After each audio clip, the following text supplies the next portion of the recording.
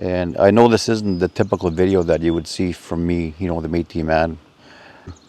But I just wanted to tell you some stats, and this is from the Stat Canada .ga.ca website.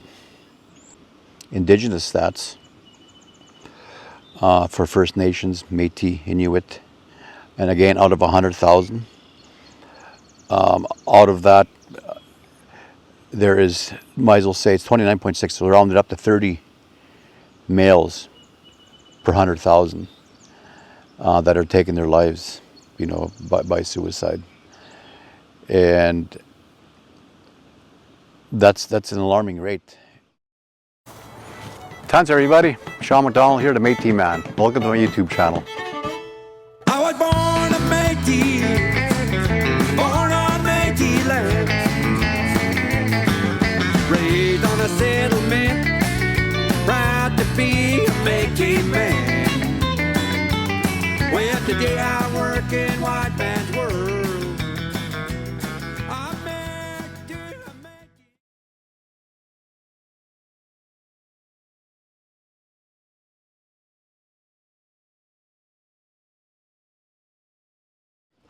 Tansi, good morning, everybody. Sean McDonald, the Métis man here. And I am freshly back from Brussels in Belgium. It was a beautiful, beautiful visit there. Did some business there representing some Canadian businesses that might be affected by some policies over there. But it is the month of June, and June 21st, of course, is the National Indigenous Day.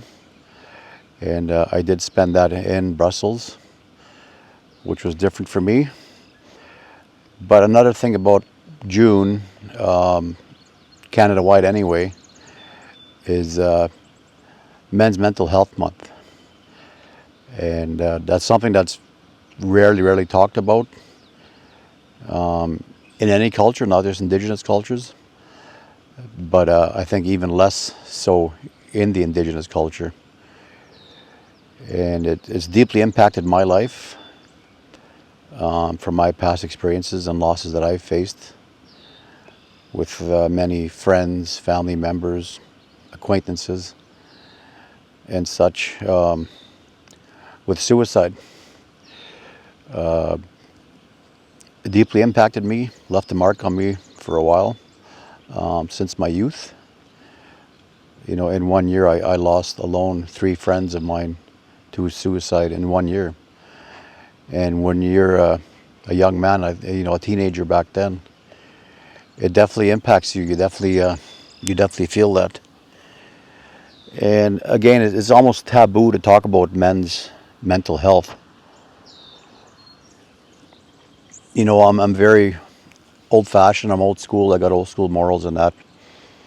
And I grew up being taught by society, and I'm not just saying parents or whatever, but society in general, that to be a man, you're a strong man, and you keep everything to yourself. You keep it bottled up inside. And the older I get, the more I learn that is not healthy at all for one's mental health. And it affects you, it affects your family around you, all of that, right? And there was one instance, I was in a relationship not that long ago, and it was a newer age woman, I guess you can say. Convincing me to open up of my past, my trauma, my hurt that I had done to me when I was a youth, that traumatized me, that changed my life from that day forward. And I kept that bottled up and bottled in. But anyway, this woman convinced me to open up to her and say, you feel much better. Don't be such an old school guy and keep it bottled up. Talk about it, right? So tell me about it. Tell me what's troubling you. So I did. And I'm not saying this is for every case, but at first she was very consoling and remorseful to what happened to me, and But later down the road, and not much longer down the road, she turned and used that against me. And I'm not painting all women like that by all means. I know there's plenty of good women out there that wouldn't do such a thing, but this one decided to. And so again, that kept me from speaking about my trauma and my healing that I was going through, and still going through. You know, it's something that you can never just wash away and forget about and tuck under the carpet kind of thing. So, you know, when that happened to me, you know, again, not that long ago, I didn't hold it against all women. I just held it against talking to society about it. But then I learned that you have to talk about it, because when I did talk to her, even though she, you know, burnt me in the end about it, I did feel better about it, talking about it then, right? And so I've such learned to talk to, you know, I have very small circles in my life, you know, be it for business, be it for personal life, whatever it is, very small circles, and I keep them very tight and very close to me. And so there is still a couple of people in my life that I can talk to things about, and as they do the same with me for them, for their better mental health and that. So just to read you some stats here, I was going over some stats. And I know this isn't the typical video that you would see from me, you know, the Métis man, you know, but to me it's still an issue, an Indigenous issue. Canada, it's a worldwide issue. But I just wanted to tell you some stats, and this is from the Stat Canada .ga.ca website. And overall, throughout Canada, and this is per 100,000 population, there's 15 suicide deaths in population in males, and that's compared to 5 out of 100,000 in females. So that's 3 to 1 nationwide, no matter what race you are, Indigenous or not. That's, you know, 15 out of 100,000 for men, and 5 out of 100,000 for women. Now, if you take this and you go to Indigenous stats for First Nations, Métis, Inuit, and again, out of 100,000, out of that, there is, might as well say it's 29.6, so rounded up to 30 males per 100,000 that are taking their lives, you know, by suicide. And that's an alarming rate. And again, that's, you know, almost 3 to 1 compared to Indigenous females. That's very alarming, and that is right from a young age, you know, primarily up to the age of 45, and of course there's suicide after 45. But that's the main bracket that they're speaking about. And another one that I found on the Center for Suicide Prevention. I'll just read a little bit to you here. Canada's Indigenous population, including First Nations, Inuit and Métis people, comprises 4.3% of the general population of Canada. Despite representing a fraction of the population, the suicide rate among Indigenous youth aged 15 to 24 is 5 to 6 times the rate seen in the general Canadian population. The rate is especially high among Inuit youth at 11 times the national average. And suicide and self-inflicted injury is the leading cause of death among First Nations youth aged 15 to 24, whereas in the general youth population it's accidental death. And so that's very alarming stats, and that's not recent updated stats. You know, that's pre-COVID stats. And to me, with COVID, I know those numbers are higher because I see them in my communities around here, with the drug abuse and all that, and just society itself, you know, not dealing with the issue.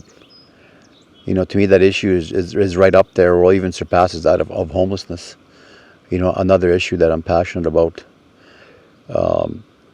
But suicide, you know, there's suicide hotlines out there for you that need somebody to talk to. And so talk to somebody, pick up the phone. There's suicide hotlines. You can text somebody if that's your way of communicating. Go online. There's Facebook pages. There's so many people you can talk to that are complete strangers that you can open up, that still want to help you and want to make sure that you're taken care of, and you're not going to do what you're thinking of doing. I admit, like with my trauma that I faced when I was a youngster, I got very depressed over it, and still to this day, that's something that I combat, I fight, and but it really helps to talk to somebody. If you can't afford to see a psychologist or some, like I said, find somebody that's very close to you and very dearing, somebody you can trust. And we all have somebody like that. And if you don't, heck, even if you feel comfortable talking to me, inbox me. I'll give you my phone number. Let's talk. It's something that's out of control. It's something that needs to be dealt with. And it's more just the month of June. Like, this is a year-round deal. It's recognized in June, which is a good thing. But we all walk around, we see all this social media posts and stuff of how everybody's life is so picture perfect and pristine and nothing going wrong in their life. And it's all bullshit. It's all bullshit, 90% of it's bullshit, just like the filters that people put on themselves to make them look better. It's not real. It's not really them. It's not really the person that you want to make yourself out to be. Be yourself. You don't need no filters. You don't need, and if somebody doesn't like you for who you are and what you are, race or whatever it is, fuck them. You don't need them. Just fuck them. There's almost 8 billion people in this world now, and if one pisses you off or treats you the wrong way, fuck them. Walk away. Just walk away. I've learned that in life. I used to always put myself out there, open for everybody, to help everybody, but people will use you, people will abuse you, people will take you for granted. So really, really watch who you associate with. The person that you think you're having a good time with by drinking or drugging or whatever, they will stab you in the back in a heartbeat if they have to use you to get another hit or whatever the case is. So again, deal with your issues, talk about it. And the trauma that our people, as Indigenous people, face, it's generational hurt that affects generations to come. Especially with the residential school system, people say, well, your people, like my people, your people are Indigenous people, Native people, Aboriginal people, they're nothing but drunks and druggies and lazy, don't want to do nothing. Well, that's a typical fucking stereotype. What caused our people to drink, to do drugs, as they see it, is not because we're lazy, it's not because we don't want to be a part of society. We're dealing with trauma, and lots of us don't know how to deal with it. So we turn to alcohol, we turn to drugs. And then when you do stuff like that, you do stupid things, illegal things that not only hurt you, but the people that love you and society itself. And so deal with it, talk about it, and suicide is not the way out. It's definitely not, it's something that you can't take back. And you're going to hurt the ones that really love you for the rest of their lives. You will affect them, and you will just cause way more trauma. And with days, I've been through lots of my life with many different relationships and people that use and abuse me in business and personal life and whatever, and it really gets you down, and you think you can't live another day. What are you going to do? You can't make it, and you got nobody that loves you. But keep your chin up. Whether you believe in God, Allah, Buddha, whatever the heck you want to call it, as long as you believe in there's the universe or whatever it is, the creator is what I say. as long as you believe in the Creator, there's something big out there that created us, that cares for us, that loves us, and wants you to do better. That in itself is knowing you have that strong love of your Creator can get you through. And no matter how you feel one day, there's always going to be a better day to follow, always. And it's not all peaches and cream and roses and stuff. This world is a terrible, terrible place that society has made it. The earth itself is a beautiful, beautiful place. But the world, and when I say world, I mean society, is a fucked up place for many people to reside in. So stay strong and don't bend with society. Keep your circles tight, like I always say, and love yourself. Learn to love yourself. Learn to look in the mirror, and deal with your issues. And talk to a family member, like I said. Talk to a friend. Even with me, there's even family members that you cannot, I wouldn't say trust, but open up to, because they in turn will use that against you as well. I see it so many times. And sorry, I'm just enjoying my morning coffee at the same time. But find even a place you can go to. There's not just people, but a place. Like this campsite I built myself here, started a few years ago, on my homeland here of Kikino settlement. And I have, a few acres here and then down by the river. Built a road down here and built a campsite. And this is my getaway. There's absolutely no cell service down here. And I do have the portable Starlink Wi-Fi. But, hey, if I want time to heal and just to recharge, I shut that Wi-Fi system off. And the world is dead to me. I'm dead to the world is dead to me. Shut it right out. Do some thinking, go for a walk, go hunting, take the dogs, be with the wildlife. Walk around barefoot on the grass and get some grounding in there. That's so good for your heart and soul. Find something like that, or find places like that, or go watch a nice movie. Music for me is a big thing for me. I love music, and that's why, because it's so healing to me. It does stuff to one's heart and soul that I don't know, you can't put into words. What music does. And I do have ADHD, so there's different songs, different sounds that help me deal with that as well. But yeah, going back to the Men's Mental Health Month, like, be there for one another. If you know a brother or a sister, whoever, family members, it's not only men, but the majority of it is, 3-1. If you see somebody hurting, take them aside, have a coffee, have a chat. Put your hand on their shoulder, tell them you care for them, you love them, you want to help. Reach out, there's not enough of that. There's not enough brotherly love, sisterly love, friendly love. You can love a person without, wanting sexual favors or whatever out of it. You can do that. There's nothing wrong with that. I tell a lot of people that I love them. Doesn't mean I want to sleep with them. Doesn't mean that I'm gay if it's a guy or whatever. Not that there's nothing wrong with being gay, but I'm just saying it's okay to love somebody.